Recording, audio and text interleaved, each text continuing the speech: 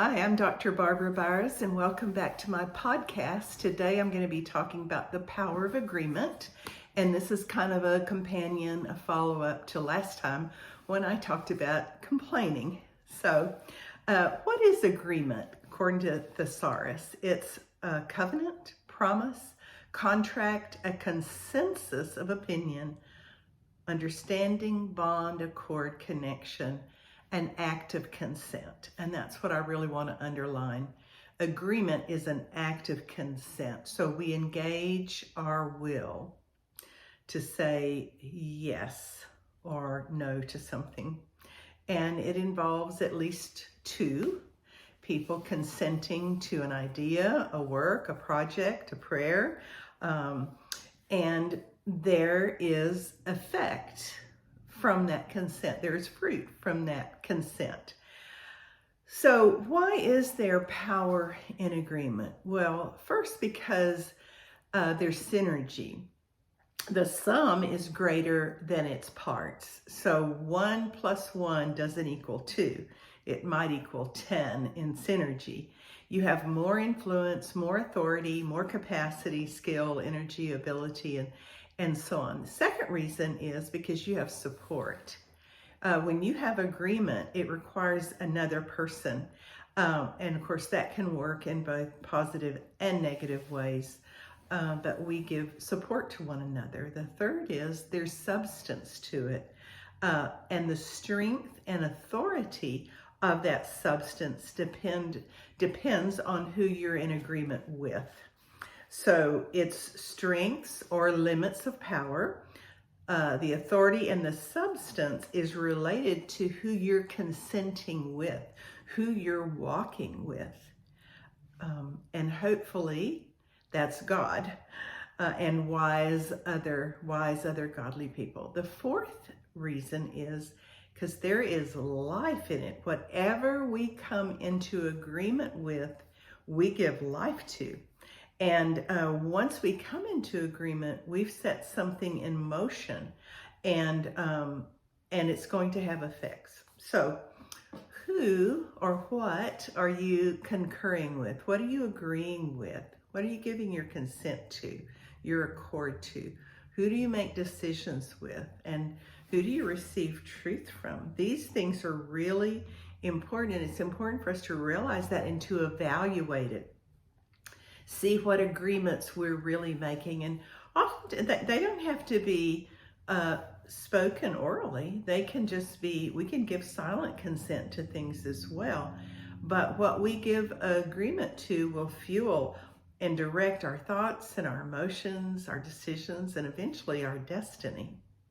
Okay, so there are three overlapping areas of agreement, and there may be more, but these are my three. One is the spirit realm, which we're going to talk about this time. Another is the interpersonal between others, and another is the intrapersonal within ourselves. And we'll talk about those last two the next time, but this time we're going to talk about our consent, our agreement with the spirit realm. It's the realm of light versus darkness, of the Lord, his angels, and Satan and his minions. And there's really no contest there. That is not an equal fight.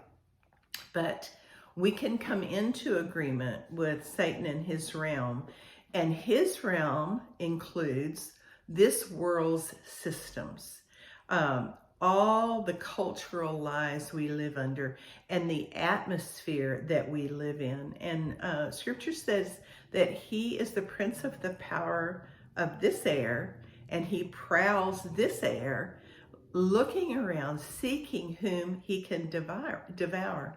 And this air is that we're currently in is postmodern. It's post-truth. It's very liberal and homogenized in the worldview. He also influences us in accusation. His realm is accusation. Revelation says, Revelations 12:10, he's the accuser of the brethren. And he brings false charges against us. He accuses, he blames, he indicts, he alleges, he reproaches, he denunciates, and often he does it through others.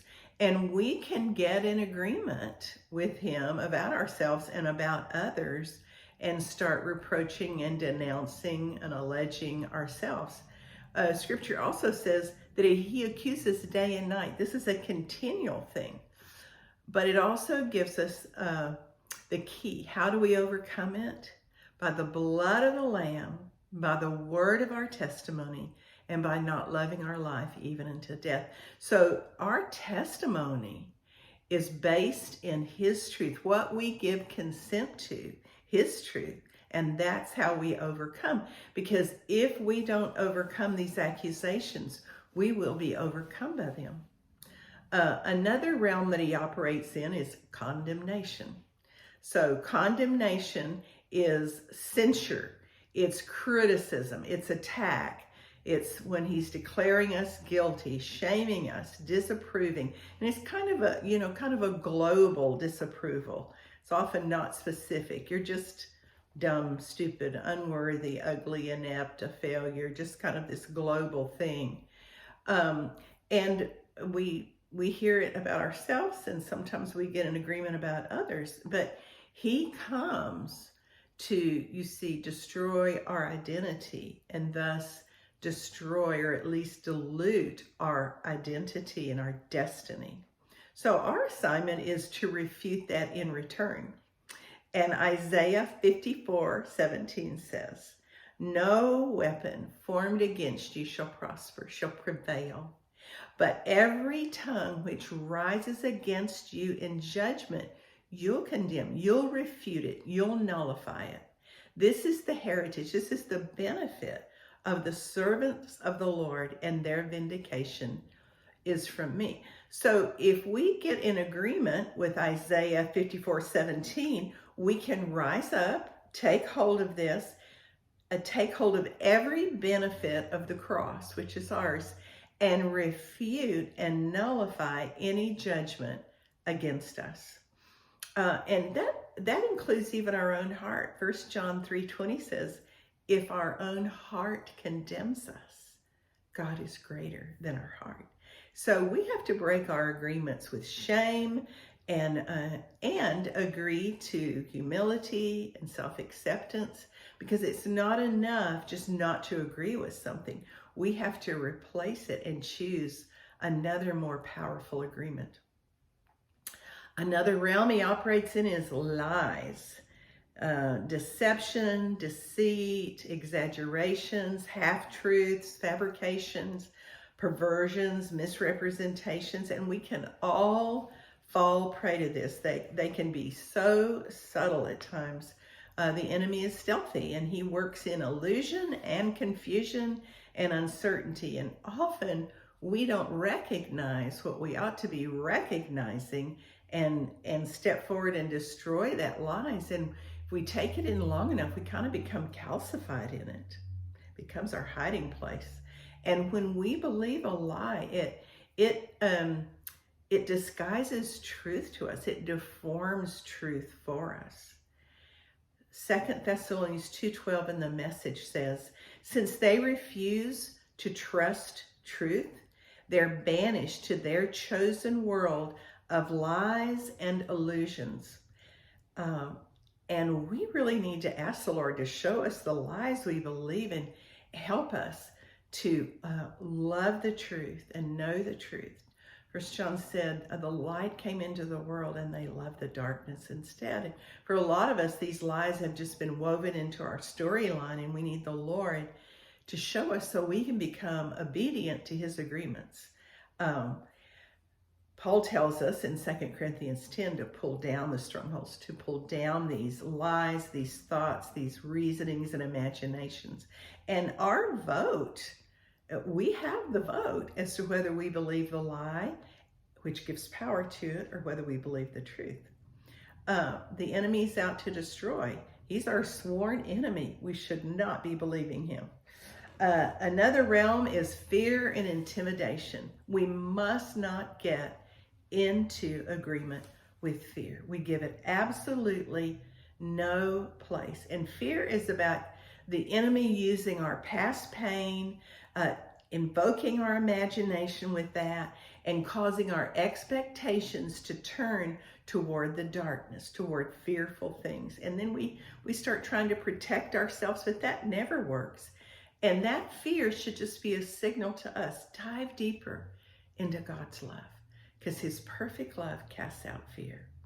We can refuse agreement with fear and give our consent to love. And then lastly, I just want to mention the enemy uses people. We've all tasted of that.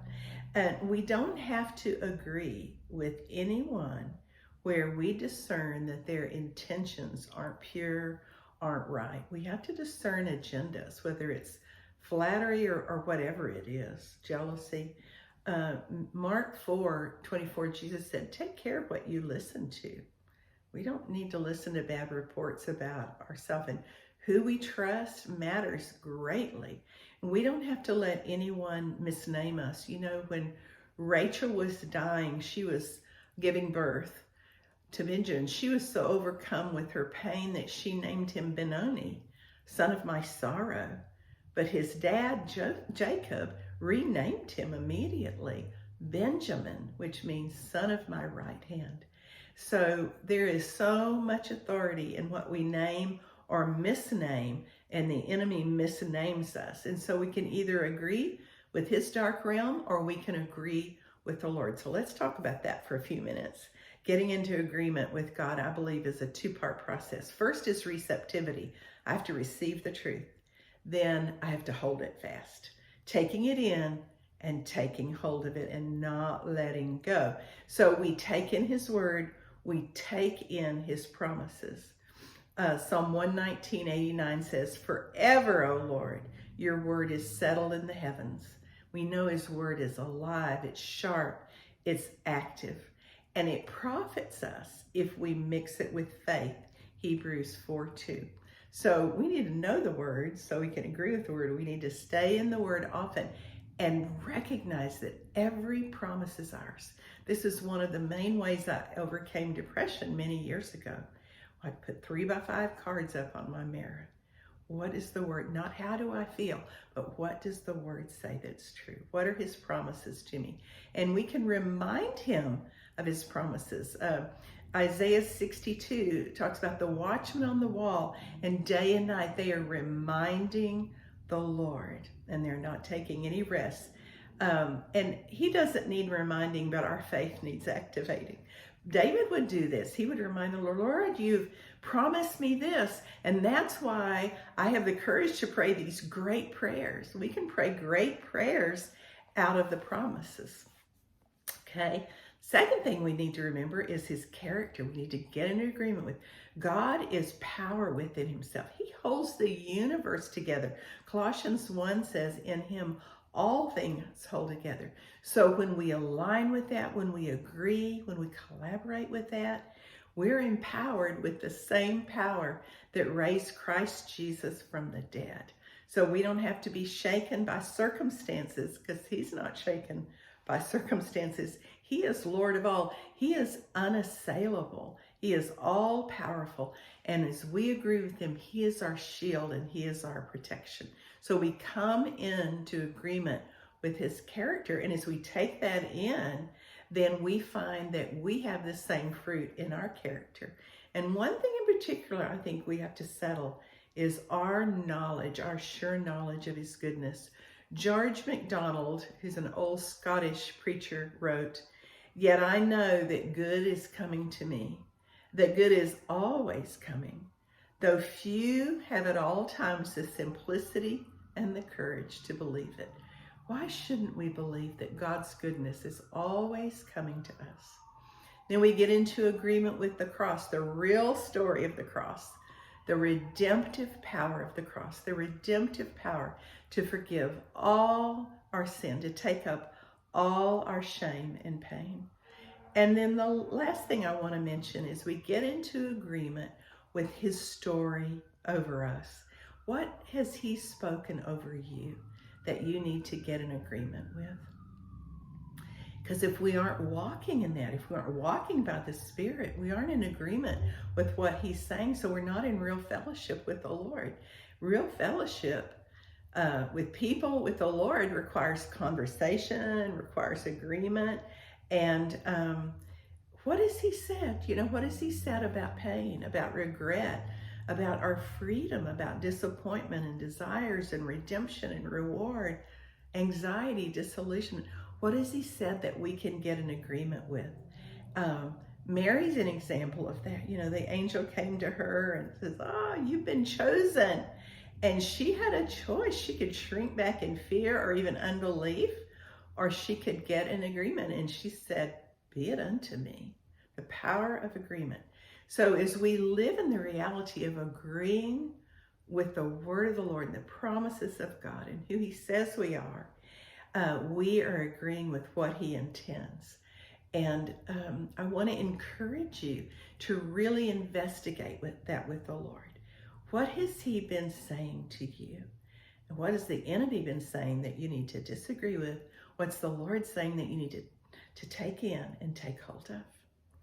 Okay, next time I'm going to continue this, and I'm going to talk about our interpersonal and our intrapersonal agreements. Thanks for joining me.